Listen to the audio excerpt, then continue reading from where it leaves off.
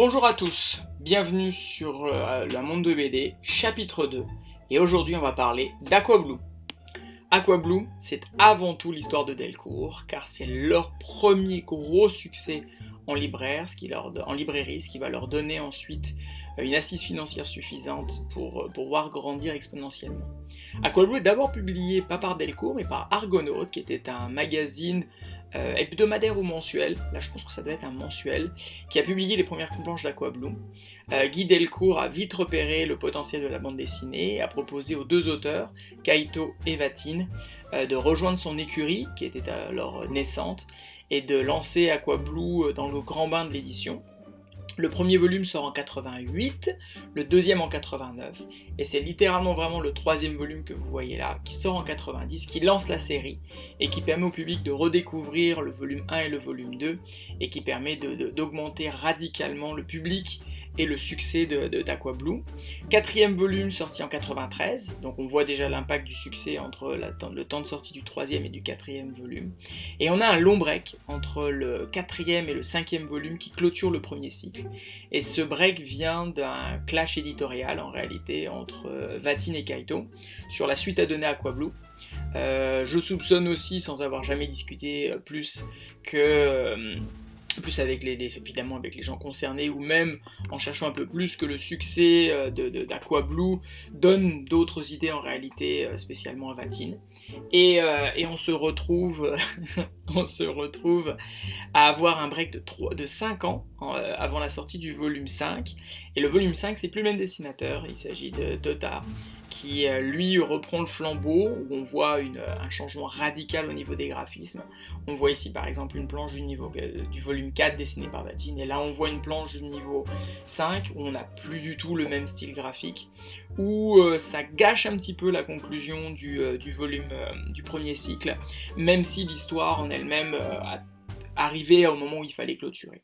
Ensuite, Aqua Blue a continué son aventure. On a plusieurs cycles d'histoire, plusieurs cycles qui ont comme seule trame commune, on va dire, le personnage principal. Donc je vais y revenir après dans la partie spoiler alerte.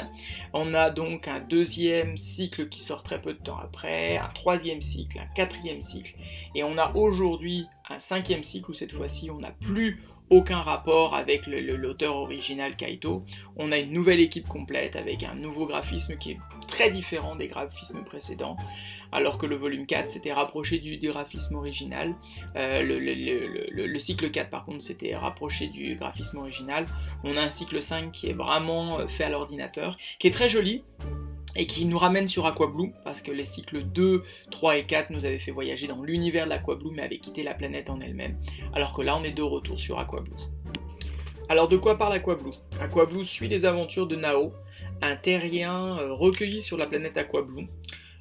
Planète relativement isolée par rapport à l'empire galactique humain en réalité, parce que l'homme s'est mis à... C'est une BD de science-fiction, donc l'homme s'est mis à voyager à travers l'univers et conquiert et exploite les ressources de différentes planètes. Lui est le survivant en réalité d'un accident sur une croisière interstellaire où l'ensemble de sa famille a péri. Il a réussi à s'échapper avec un robot Cibot qui lui sert de nounou, et il se retrouve sur la planète Aqua Blue après avoir vogué pendant quelques temps dans l'espace.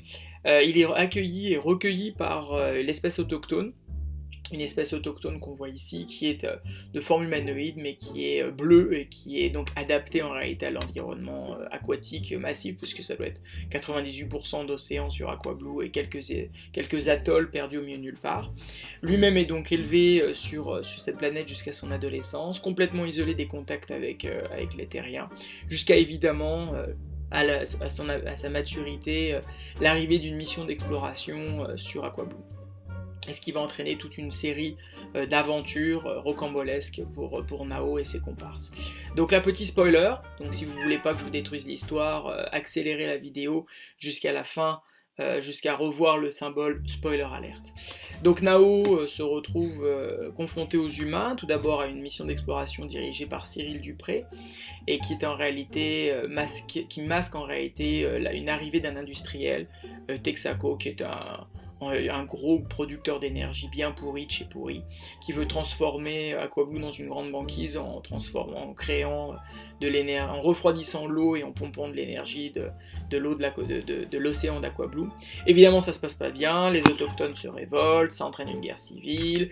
On découvre que Nao en réalité a un lien familial avec la personne qui dirige la milice chargée de protéger le conglomérat industriel, situation rocambolesque. Nao réalise qu'il peut en réalité réclamer son héritage et donc mettre un terme à la protection militaire de cette milice. La guerre civile, plutôt la guerre de protestation entre les autochtones et Texaco entraîne l'arrivée de la Légion, où là on a un excellent volume. Le volume 3 et le volume 4 sont deux volumes qui sont splendides. C'est vraiment l'apothéose de l'accord entre le dessinateur et l'auteur. Et on découvre en réalité Aquablue a beaucoup de mystères et qu'il n'y a pas qu'une seule espèce sur Aquablue, mais il y en a une deuxième. Et que c'est la révélation de la présence de cette deuxième espèce qui va permettre de sauver la grande aventure et d'avoir une conclusion positive à ce premier cycle. La fin de ce premier cycle entraîne l'envie à Nao de découvrir l'univers peuplé par les humains, et donc on a un cycle 2 qui va lui plutôt s'attacher aux origines de Nao, et on a ensuite un cycle 3 et un cycle 4 où là Nao, à la tête de la fondation qu'il a fondée grâce à son héritage, va voguer à travers l'espace sur différentes planètes. On a des styles graphiques qui sont assez beaux dans les volumes, dans les cycles 2, 3 et 4, sachant que le cycle 4 est le cycle qui graphiquement se rapproche le plus du cycle original. Et on a enfin un cycle 5 où on est de retour sur Aquablue avec une histoire qui ressemble très très proche du cycle 1 où on a de nouveau des hommes qui arrivent sur Aquablue, pas pour faire une exploitation commerciale de l'énergie, mais pour pseudo-repeuplement, car on a un lien entre l'origine de l'humanité et l'origine d'Aquablue. Et on a un cycle qui n'est pas terminé, qui est encore en cours, le dernier volume étant sorti, je crois, il y a 6 mois, et on attend avec impatience la suite des aventures de Nao. Fin du spoiler. Donc Nao, l'histoire d'Aquablue et de Nao touche une thématique qu'on retrouve dans beaucoup de films, de bandes dessinées, qui est une thématique de notre société, c'est-à-dire le combat pour défendre notre environnement ou notre qualité de vie par rapport à des intérêts industriels. L'exemple le plus récent que je trouverais en film, c'est Avatar, où l'homme part exploiter pour un minerai dans une planète perpète les oies, qu'on se retrouve dans un conflit militaire ouvert avec les gens qui vivent là-bas. Et si je dirais que Avatar est quasiment la même histoire qu'Aquablue, avec évidemment des ajustements scénaristiques, cette thématique elle est d'actualité. Tous les jours il suffit d'allumer la télé pour voir telle compagnie qui veut faire une mine à un endroit, qui veut faire un pétrole, qui veut creuser pour du pétrole, du charbon, j'en passe et des meilleurs. Donc c'est des thématiques qui sont évidemment d'actualité.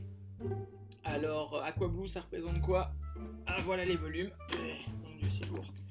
Donc, on a ici tous les volumes qui vont du volume 1 jusqu'au volume 16. On voit les changements des tranches. Merci Delcourt d'avoir changé les tranches au milieu de l'édition. Parce que je vais y venir dans quelques secondes. Il y a plusieurs éditions d'Aquablue. Donc, Aquablue prend de la place, 16 volumes. Ça va, c'est pas non plus énorme. Il y a un rythme maintenant d'un volume tous les 12 à 18 mois sur le cycle 5, donc on ne sait pas combien de temps ça va durer ce rythme-là, parce qu'on ne sait pas jusqu'où l'histoire va aller. On a un changement de tranche de bande dessinée entre le volume, entre le 10 et le 11. Donc vous voyez ici les anciennes tranches d'Elco et les nouvelles. Moi j'ai pas voulu racheter en réalité jusqu'au volume 10, j'ai trouvé que les tranches étaient très belles en noir sobre. Je trouve les nouvelles tranches aussi très belles, mais j'ai pas envie de mettre de l'argent pour racheter ça. Alors parlons des éditions. Aquablue, c'est on va dire le principal BD qui montre l'envie pour Delcourt de rééditer des bandes dessinées. Donc le premier volume a dû avoir 5 éditions différentes, que vous pouvez voir là. Sachant que la première est celle qui est la plus cotée. Donc si vous tombez sur la première chez un libraire qui sait pas ce qu'il vend, elle vaut vraiment du pognon. Sinon vous avez plusieurs éditions, au moins 4, sachant que les derniers volumes Le dernier cycle, c'est-à-dire le cycle qui commence au volume 12, n'a pour le moment qu'une seule édition, parce que c'est une BD qui est quand même assez récente, parce que le volume 12 date d'il y a 5 ans, dans ces 4 ans ou 5 ans. Donc, faut faire attention quand vous allez les acheter. Moi, je vous conseille d'essayer de trouver les premiers volumes d'occasion. C'est très facile à trouver. Et à partir du volume 10, il n'y a plus que la nouvelle édition. Donc vous pouvez faire quasiment de 1 jusqu'au 9 avec les anciennes tranches que vous trouverez à 10 € dans n'importe quel libraire d'occasion. Et ensuite, à partir du volume 10, vous pouvez les trouver aussi en occasion. Donc Aquablue est une BD qui a extrêmement bien fonctionné. Donc il y a un gros volume de bande dessinée d'occasion. Et c'est une BD qui a eu un bon succès aussi d'un point de vue critique. Donc c'est pas pour les gens qui aiment la science-fiction, c'est une bande dessinée. Aquablue. Donc pour conclure, Aquablue est une saga de la bande dessinée française.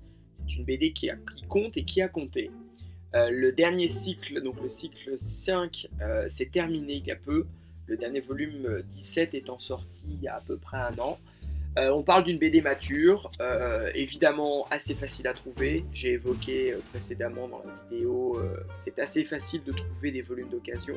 Il faut faire attention aux éditions, parce que si on a envie d'avoir une BD qui se ressemble dans les tranches, il faut faire attention à ça, mais c'est relativement facile. Niveau produits dérivés, eh bien c'est assez peu développé. On a évidemment accès à quelques posters, quelques figurines, mais vraiment, j'en ai pas vu énormément dans des magasins. Par contre, il y a un jeu, donc là vous avez ici la publicité de ce jeu-là, un jeu de rôle participatif qui aurait dû sortir en 2020 mais qui a été décalé dans le temps à cause du Covid, qui est maintenant accessible. C'est un jeu de rôle, j'ai pas eu l'occasion encore de le voir en vrai, mais il y a des très bonnes reviews que vous trouverez sur YouTube. Donc là je vous mets 2 vidéos où il y a des experts en jeu qui vont en parler. A priori l'univers d'Aquablue a été bien retranscrit dans ce jeu-là. C'est une collaboration avec Delcourt, donc peut-être qu'il y aura plus dans l'avenir. J'ai peur qu'il n'y ait pas beaucoup plus de développement de l'univers d'Aquablue parce que Avatar a un petit peu occupé cet espace d'une planète avec une nature très belle, attaquée par une exploitation commerciale. Donc j'ai peur qu'il n'y aura jamais de série télé ou jamais de film Aquablue. C'est dommage parce qu'il y aurait eu beaucoup de potentiel. Il y aurait vraiment eu beaucoup de potentiel à avoir un agrandissement de l'univers d'Aquablue avec une série télé, un dessin animé. On aurait pu imaginer beaucoup de choses. Maintenant, je pense surtout qu'on attend de voir le prochain cycle, s'il y en aura un. Le dernier cycle était quand même assez bon, même s'il y avait un changement graphique assez important. Est-ce que je donnerais comme image, quelle image je sélectionnerais pour Aquablue ? Eh bien, je vais sélectionner cette image-là. C'est la pochette du volume 4, qui est pour moi le meilleur volume d'Aquablue de loin. Une qualité graphique au summum, une parfaite harmonie entre l'histoire et le graphisme. Ça traduit vraiment complètement l'univers développé par Vatine et par les gens qui ont pris la suite et avec le support de Delcourt évidemment. C'est vraiment cette image-là qui traduit complètement l'univers d'Aquablue. Est-ce que c'est un chef-d'œuvre ? Non. Je ne peux pas donner la catégorie chef-d'œuvre, donc je vais donner ce dessin-là comme grade entre guillemets pour Aquablue parce que l'œuvre est inhomogène. Il y a des très bons volumes, il y a des volumes qui sont moins bons. Je recommande à l'achat évidemment le premier cycle. Si vous pouvez trouver tout dans la même édition, il faut l'acheter. Et ensuite, plutôt de l'occasion. Sauf si vraiment vous avez kiffé, ou là vous pouvez prendre les volumes quand ils sortent. Sinon vous les trouverez relativement facilement d'occasion, que ce soit sur eBay, que ce soit sur le Bon Coin ou même dans les bouquinistes, vous trouverez les volumes assez facilement. C'est pas la peine de courir après. On attend la suite. Bonne chance pour la continuité. Je me demande qu'est-ce qu'ils vont être capables de faire s'il y a une suite. Pour l'instant, j'ai pas vu de nouveaux volumes d'annoncés, sachant que le 17 est sorti il n'y a pas si longtemps que ça. Donc on va voir dans le futur. Et donc je vous recommande d'acheter quand même Aquablue. Ça conclut ce chapitre 2, donc chapitre 1 couvert Akira, chapitre 2 Aquablue. Et le troisième chapitre, on va parler d'une BD plus récente, mais qui est aussi un pilier aujourd'hui d'édition. On va parler de Lanfeust. à travers ces 2 premières séries, l'Enfeuse 3 et l'Enfeuse des étoiles, que je couvrirai dans le chapitre 3, que j'espère faire assez rapidement. J'espère que vous avez aimé cette vidéo et je vous dis à très bientôt pour le chapitre 3. Merci!